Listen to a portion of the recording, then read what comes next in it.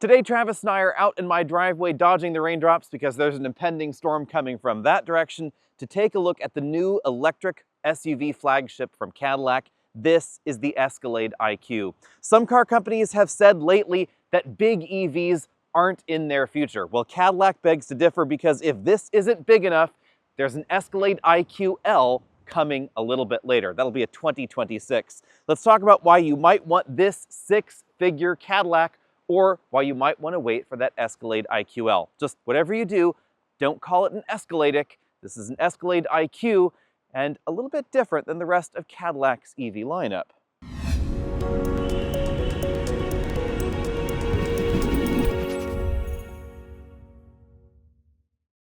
Let's start with the name. Again, Escalade IQ. The rest of Cadillac's EV lineup has unique names, not related to the other models in their lineup. And this is not an electric Escalade. Think of this as an electric reimagining of what the Escalade could be if it was ground up redesigned as an EV. Well, not what it could be, that is what it is. And that is very different than we're seeing from some car companies out there, but very much like the rest of General Motors' electric lineup. Whether we're talking about the Blazer EV or the Equinox EV in the Chevy lineup, they're not simply electrified versions of those other vehicles, they're electric reimaginings. And that's why I am surprised by how long the hood is on this model. I'll let Travis come around just so you can see how astronomically huge this vehicle and its hood is. This is all front trunk up front, of course, with the heat pump and the electric motor in there, but it's so long, as you'll see in a bit, it's really difficult to get luggage from the front of that area. And then behind we have what looks sort of like a classic body-on-frame SUV with some pretty classic body-on-frame proportions, even though this is the first unibody Escalade. Under there, we have a 24-module battery pack, basically the same big battery that we find in the Hummer EV, the Hummer truck specifically. And then back here, we find a third row and a cargo area. If you want the IQ-L, you get a little bit more than 4 inches of extra length, but importantly, not a longer wheelbase, because at around 123 inches, this wheelbase is already enormous. And if they made it any longer, you'd have a problem getting into parking spots, which is why this has 4-wheel steer on it. It also has an interesting mode, kind of like crab walk, to help you get into parallel parking spaces or out of them a little bit easier. Now coming around to the back, you'll notice the Escalade badging, and because they don't want this to be an Escaladic, they actually put the IQ on a different line than Escalade. They also wanted to give it a slightly different vibe than the gasoline model, so instead of that huge taillight module that's really, really long and tall, we have a split taillight module arrangement. No separately opening hatch glass, but we do still have a rear window wiper, and then the tail light for the third brake light actually has kind of this little peak in the middle, which is an interesting touch. Now, to open the hatch, we press on the Cadillac logo, but it's a touch-sensitive button, and there is a weird delay there. That's one thing I would love to see addressed. Behind the third row seats, we find 23.6 cubic feet of cargo space that expands to 69.1 behind the second row, 119 cubic feet all the way in. Now at 223.4 inches long, you might be thinking that this is the biggest Cadillac in production. Well, it is just a hair shorter than the ESV, the extended wheelbase version of the gasoline Cadillac, but again, there is an IQ-L coming soon that's going to stretch this out to over 228 inches long, making this, or I should say the Escalade IQ family, the biggest SUV on sale in America. Even though this is a dedicated electric vehicle platform, Cadillac decided that it should have somewhat similar proportions to the rest of the Escalade lineup. So this is a hood that you could shove, I don't know, an inline 12 engine under. This is astronomically long and large, and as you can see, we have a big cargo area behind there, but it's not quite as deep as you might think. That's due to some of the critical electric vehicle components like the massive air suspension components over here, the heat pump, etc., but we still get this really deep cargo well. And as a result of its size, there is a Cadillac accessory that you can get that's basically like a roller table that goes in so you can pull it out, because try as hard as I might, I can't actually get there to the back of the front trunk. And you're especially in wet or dirty weather, you're going to be brushing up against the front. There is just one thing. That tray that slides out kind of reminds me of those movies where you get to the morgue and they open the door and then they pull someone out.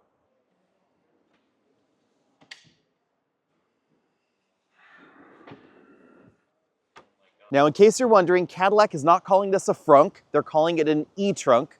which I think is just about as silly as a frunk, but it's really tall, as you can see. I'm 6 feet tall. That is a really high reach for that, which is why it's powered, and the button is located under that front portion of the bumper. Now let's talk about the greasy electrical bits. 750 horsepower is what every model is going to get, but you will have to engage the VMAX mode via a button on the steering wheel to get the maximum output from the system. You'll get over 750 pound-feet of torque. All-wheel drive is standard on every Escalade IQ, as is the massive battery pack underneath. This is sort of a hybrid 400-800 volt EV. The battery pack is 400 volt native, as are the motors, but it can split the battery pack apart and present it in parallel or in series to a DC fast charge station, so this can charge at a rate of up to 350 kilowatts. You do have to have a station that is actually capable of that output to get it, but it can mean over 100 miles of range in about 10 minutes. The downside, of course, is that this 205 kilowatt hour battery pack is massive. That is the usable capacity, and charging it fully is going to take quite some time. Although according to Cadillac, this will give you over 460 miles of electric range. Now, big asterisk on that one. This has not been EPA rated because it is so heavy that it does not need to be. It also does not need to be crash tested, so whether or not Cadillac and GM decide to do that remains to be seen. You might be wondering why this little sticker here says 1000 E4.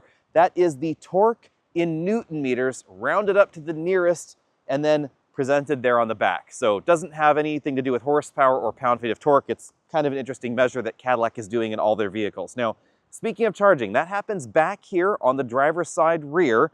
We have a J1772 port and a CCS DC fast charge port. If I could pull that out of the car right there, not the new J3400 standard.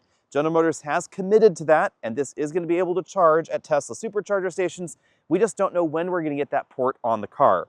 We do have a powered charge door, but it is a pretty big charge door, especially considering that the future for this is going to be a much slimmer plug. All right, it's time to take off, as someone said in the comment section, the Kim Jong-Alex coat.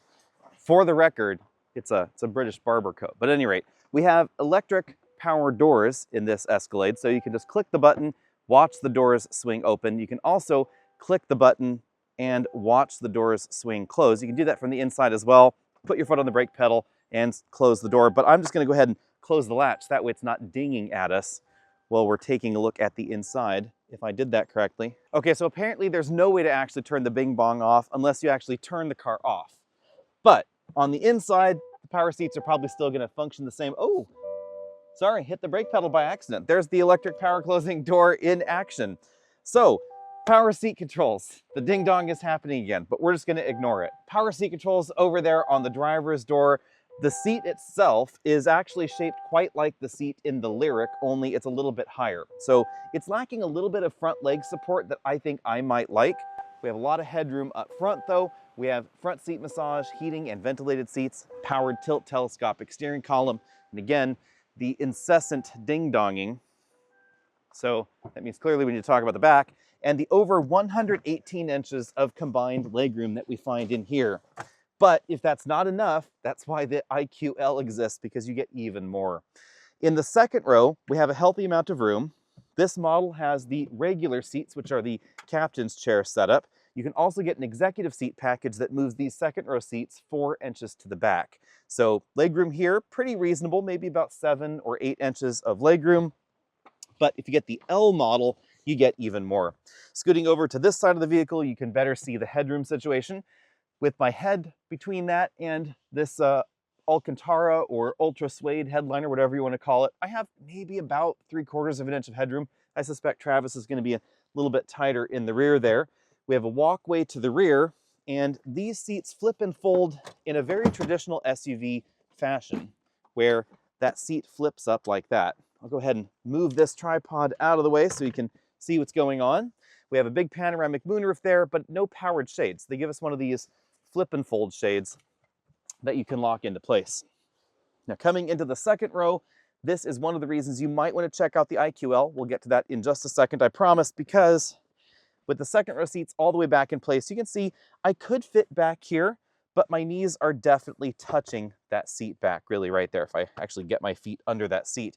And there's not a lot of room under the seat, especially for people with bigger feet.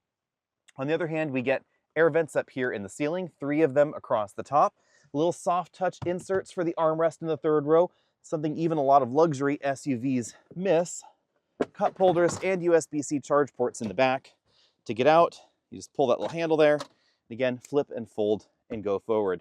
I am surprised that Cadillac did not use the same sort of seat mechanisms that we find in some of their larger crossovers though, because in a Traverse, an Acadia, or the Enclave, you can leave a child seat latch anchored into place, still tilt and slide forward, and you can't do that even in the model with the executive powered second row seats. Although they do look like they might tilt and articulate in that way, they actually compress the seat back, so you can't leave a child seat latch anchored into place.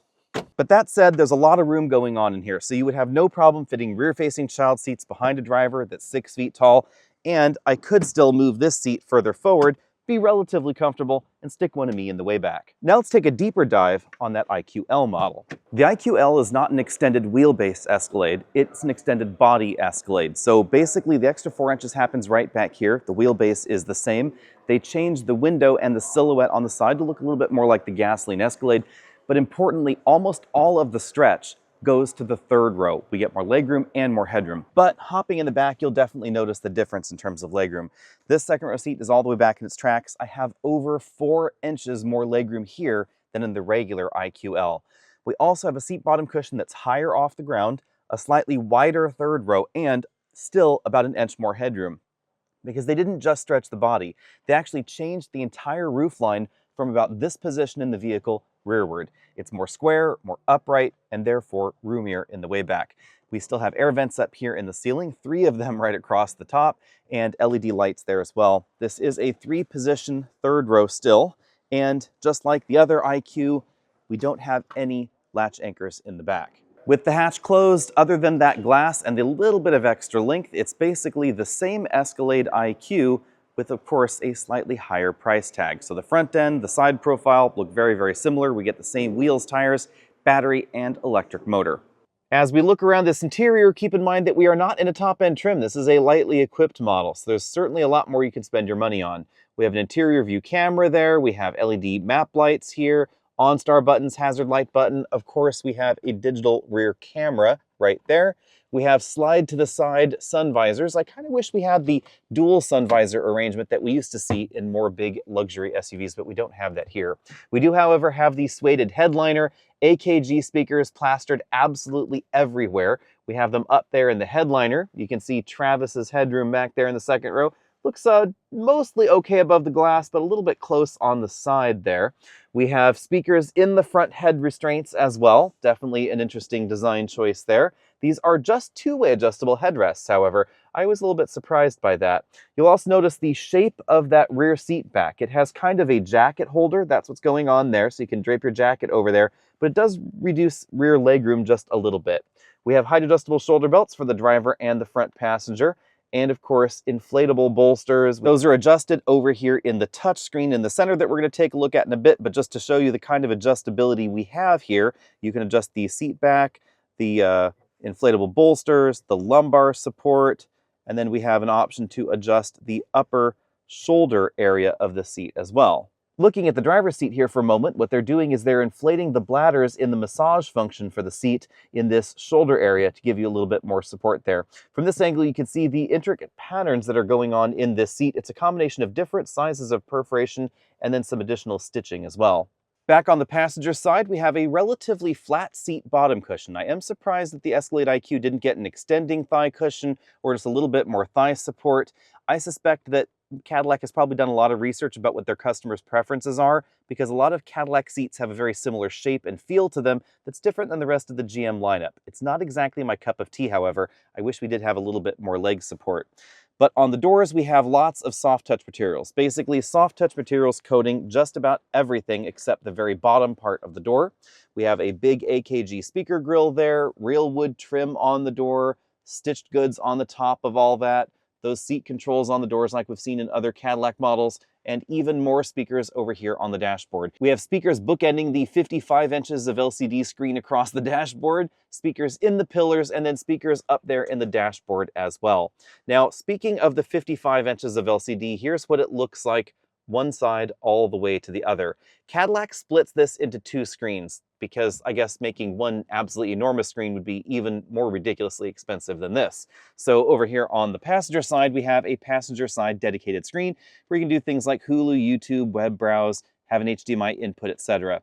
This screen is really, really clear. If there's a passenger sitting in the seat, right now I have Travis hanging out there in the passenger seat so we can demo this, then a prism is going to activate so that way the driver cannot see the video when the vehicle is in motion. Oddly enough, when the camera is looking at the screen, however, from this angle, it can actually see some of the icons, but my eyes actually can't. It's completely black from my point of view. Over here on the main part of the screen, we have software that's very similar to the rest of the Cadillac lineup, including the Optic and the Vistic, etc. This is running the latest version of Google Android Automotive, of course with GM's tweaks to the system, which include the omission of Apple CarPlay and Android Auto. I'm really sad that they're deleting that level of customer choice from the system because a lot of customers seem to prefer using their own phone instead of the Google Assistant system. On the other hand, if you use the Google Mapping, it is going to be a lot better at calculating charging, range, etc., because it's going to take into account altitude, temperature, all of that into what it's doing. And you'll notice it's really quick at judging the battery state of charge for these various destinations there.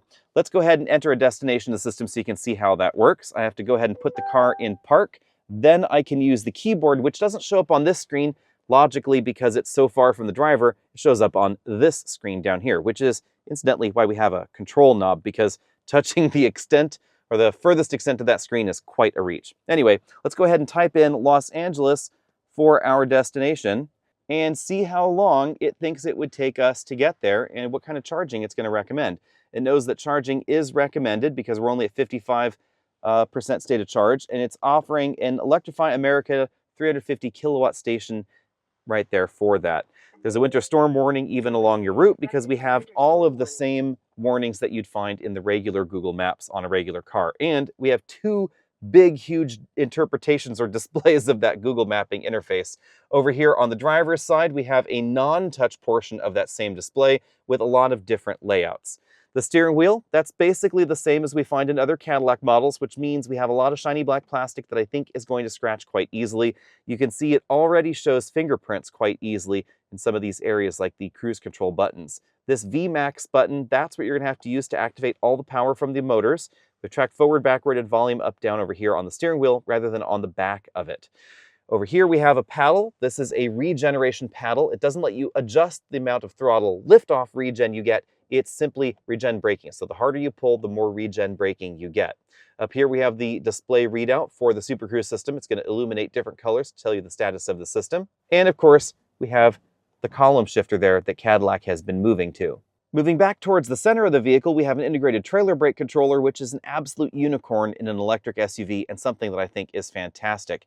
There is a trailer brake controller in the Rivian lineup, but it's integrated into the buttons on the steering wheel, and I don't find it nearly as useful as a secondary controller or a separate controller interface, rather, like we see here. Back to this screen in the center of everything. This is used for things like the climate control system. All three rows can be controlled there. Driver and front passenger seat temperature, seat massage, and seat position there as well. We then have access to some direct controls here, rear wheel steering, the lights, universal remote, etc. If you want to adjust the lights, you can do that there, or you can hit that button over there for the headlights. That's where they're controlled. Also under this option, we have things like the auto high beams and the dome light, whether you want those on or off. We have a button for the camera system, and that camera system displays on the upper screen. So they are using all of these screens in coordination. Back down here, we have a quick access pull down button right there from the top. That gets us to the immediate things that you might want to access: motion sensor, charge door. The arrival mode is the Cadillac equivalent of crab walk. So it's going to allow the wheels to move in a diagonal fashion like that icon shows right over there. And lastly, this panel can also be used to control the power doors. So if I want to open Travis's door, I can just slide right like that on the screen. The door will open to a preset opening. This is the mid-level opening. You can go for crack or full open, and the system has radar sensors in each and every door to make sure that you don't open it onto a bicycle or oncoming traffic or an obstacle in your garage. You can also use the slider here, if I could get my finger on there, to actually close the door as well. And on the driver's side, you can just put your foot on the brake pedal if you want to close that door that way. Moving further back on this console, we have two wireless charging mats, one for the driver, one over there for the passenger. A little bit of wood trim there, 2 big cup holders, that interface controller for the system, a big storage area under that center console. It is leather lined, but if you'd rather have an air-conditioned console, or I should say a chilled console, you can get a beverage cooler in that same area. I think that's kind of an odd option, and it is relatively small, but it does offer that. Now back to the center console, we have a reasonably sized storage area there in the middle. I have a pair of gloves inside. There's some USB-C charge ports in there, but it's not as big as you might think given the size of this vehicle. Even though there's not a lot going on under this console seemingly, there is still something going on, because in the back we get a passenger LCD with the same sort of feature to power close the rear doors. Hopefully I don't get my leg stuck in there. And part of the reason this console is bulky is because we have a 5-zone climate control system in this vehicle. Some of that plumbing is in the center console here, along with the air vents for the second row, and a storage area / cup holder that pops out of that area. We also have an inverter port right down there at the bottom, if I could open that up. That's part of the onboard inverter package. USB-C charge ports over there on that side. Back up to the dashboard for just a moment. I have to say that I'm not normally a big fan of passenger screens. Just check out our videos on the competition. But this one works better for me than what we find in the Wagoneer and Grand Wagoneer, because it's not just a big shiny black hole for the driver. And in the Wagoneer and Grand Wagoneer, that's really all it is. In this vehicle, if you're parked, the driver can see it, which is kind of nice. And if you're not parked and there's no passenger in the front, it at least has some graphics on it that are harmonious with the other screens in the dashboard. So it looks better integrated. It just is more consistent with the style of the interior, and it looks like it belongs here rather than being maybe something of an afterthought. Before we get this out on the road, let's take a look at the ambient lighting. What's interesting inside this vehicle is that the ambient lighting actually shines through the wood trim on the dashboard, and in that respect is definitely kind of like the Volvo EX90. During the day, when the ambient lighting is not on and it is light sensor driven, you will just see the wood trim. But at night, you'll see this pattern shining through with those selectable colors. So Travis, as we get this out on the road, I think the first thing people are going to notice is the tight turning radius thanks to the 4-wheel steering, because this is a lot bigger than the average SUV, but it turns tighter than the average SUV. Yeah, if you're coming in with your current Escalade, it's up due on lease, and you say, hey, let's try this thing out, it's not going to be what you expect, and in the right way. I mean, it's not necessarily nimble and agile, but this turns almost, I mean, I guess it's a little bit larger, but nearly as tight as a Chevy Bolt does. And trust me, 2 very different vehicles. And we have a wheelbase that's over 123 inches long. Yeah. Now, if you haven't driven a vehicle with 4-wheel steering, I encourage you to do it and really get a good long drive on a winding road like this. Try it out before you decide, because it definitely has a peculiar feel. You'll get used to it, but versus a regular vehicle with just front wheel steering, it definitely feels kind of like the rear end of the vehicle is skidding out. And it's not. It's just that it's helping you turn around the corner. It's definitely something you're going to want to try out, but if you don't like it, you don't have to keep it on. So it is an on or off toggle switch, and that's going to be something I think people enjoy, especially between drivers, because one may, one might not, and you have the option. And if you've ever wondered what it feels like, you can have a really good demo, because you can turn it off and turn it on.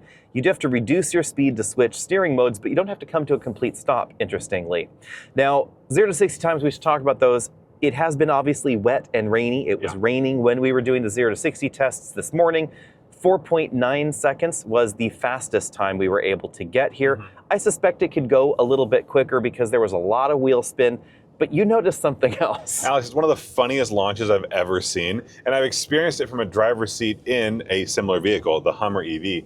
When you took off, the nose on this SUV looked like it was ready for takeoff. I mean, I could see it pitching back, and I knew that you were in for a ride. I was looking for a yoke. I thought maybe I was in a 747 and I was pulling back. Adjust your flaps. Pulling back, but no, 0 to 60 was wicked fast, but since there's so much weight. Yeah. But oddly enough, once you're at speed and you romp the throttle, we don't get that same front end lift. It's just from a standstill. And I'm not quite clear why, but I suspect it just has to do with the way the adaptive air suspension and the dampers are handling that initial just burst of torque. Yeah, I think the thing missing here is that a lot of other EVs that have tons of power, and some of the cousins of this, have a sort of launch mode. And what it'll do is it'll drop the front end of the vehicle to help mitigate some of that lift. This does not have that. When you put it in Velocity Max, it gives you all the power, but it's not going to prep the suspension. We could test that out. We could go into the entry exit height here VMAX mode. Let's see what happens. And then, oh, hey, no front end lift. No, but we also got a lot of wheel slip. A lot of wheel slip.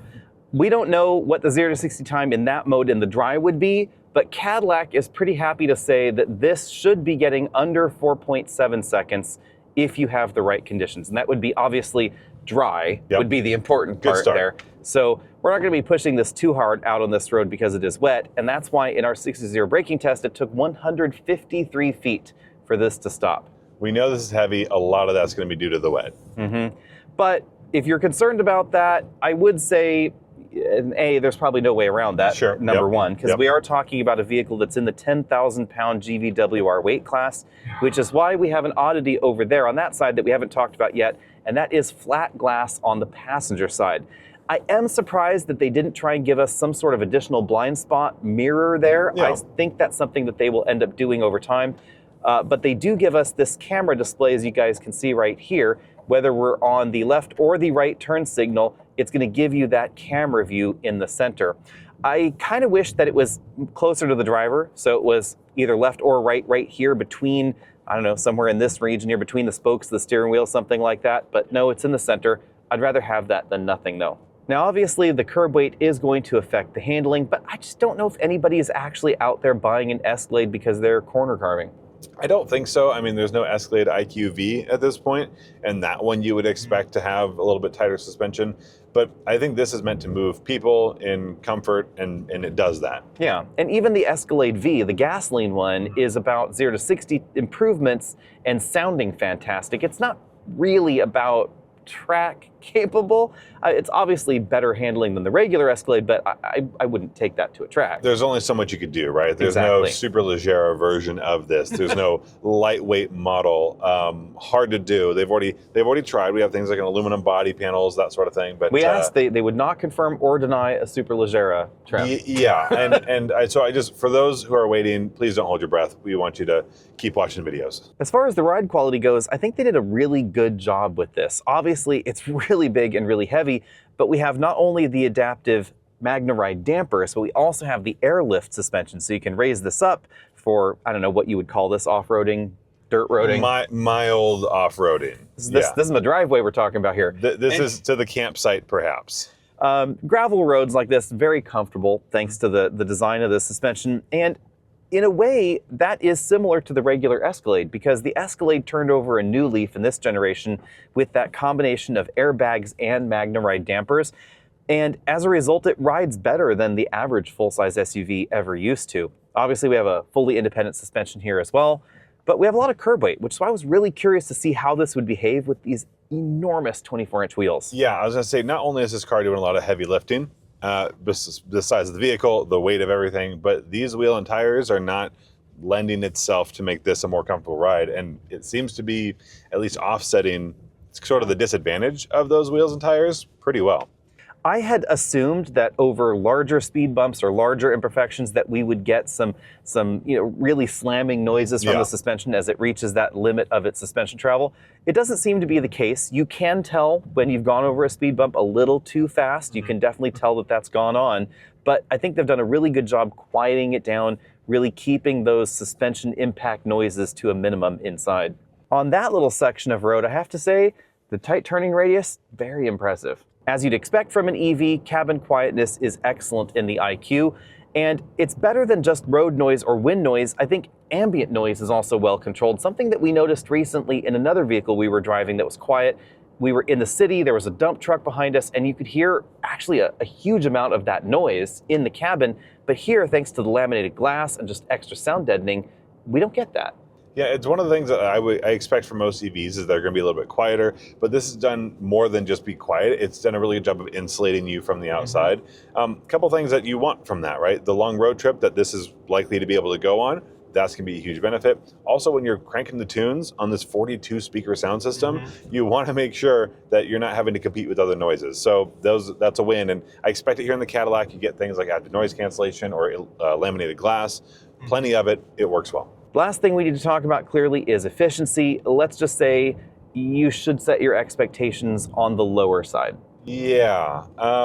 We were driving the same route and I was in a chase car. We were driving the Chevy Blazer EV, which is a distant relative of this, but let's just say that I wasn't quite double, but I was getting close to double the efficiency, truly driving the exact same route in the exact same way.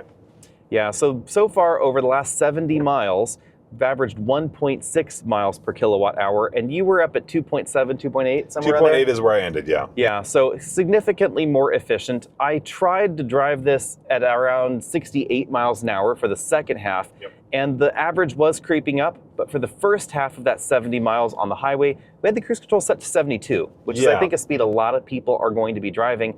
This is just not as efficient as a smaller EV. There's no way around it.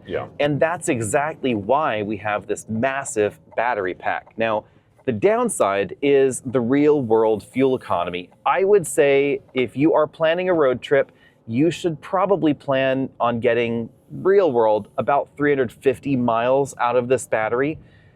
This is where I will again caution that the 460 miles of range from Cadillac is a Cadillac estimate. It is not independently verified or EPA filed, because this is so big and heavy that it doesn't need to be. But even if it were, I suspect that would be accurate. The key thing to remember, however, is that the EPA highway cycle averages just 48 miles an hour. If you're feeling the love for the Escalade IQ, be prepared to have a lot of cash with you, because it starts at $129,990 and the IQL will be over $132,000. It wouldn't be a flagship if it didn't have a flagship-sized price tag, and that is absolutely what we see in this model. But that was its mission, to be the most insane Cadillac outside the Celestiq and the upcoming Soleil. Mission accomplished. We have, what was it, Travis, 42 speakers? 42 speakers on the inside in this model. Interestingly, we don't have the Dolby Atmos system that we do find in the Optiq. I am a little bit surprised by that. We have a reasonable amount of range. Cadillac says this should get about 460 miles of EPA range, but remember, that's not actually EPA tested. That is their own internal validation. In our real world testing, you're looking at maybe about 350 to 380 miles of highway range. Now, that was in the rain and in the cold with the heat on, but that gives you an idea of what you could realistically achieve in the world where you're going 70 miles an hour, not 45 or 50 miles an hour. Is the Escalade right for you? Well, that's going to depend on how much cash you have and how much you like this over the other options. Unquestionably, this is bigger inside than a Model X or a Rivian R1S. Why am I even talking about those? Because that's about as close to this kind of thing as you can get. The Model X is going to be quicker, but it's going to be a lot smaller inside. It's going to be around the same price tag as the base versions of this, if you add enough options, of course, to that Model X. The Rivian R1S, it does get bonkers fast. It gets bonkers expensive as well, and it's going to give you a lot of range with its bigger batteries, but not quite this range, and it's never going to be this big inside. Like the regular Escalade, this is a fashion statement that's rolling, and it's all about excess consumption. It's just, in this format, it's excess electricity consumption, not excess gasoline consumption, but certainly a lot of excess space consumption as well. In an odd sort of way, maybe another direct competitor to this would be an electric G-Wagon or a Mercedes-Benz EQS, because they're definitely very expensive. The G-Wagon's probably closer because it's also electric excess personified, but fundamentally a very different kind of vehicle since it doesn't have a third row in the back. Anyway, let me know what you think about all that down there in the comment section, and stay tuned because we were also able to drive the Cadillac Optiq, although I can't talk about how it drives just yet.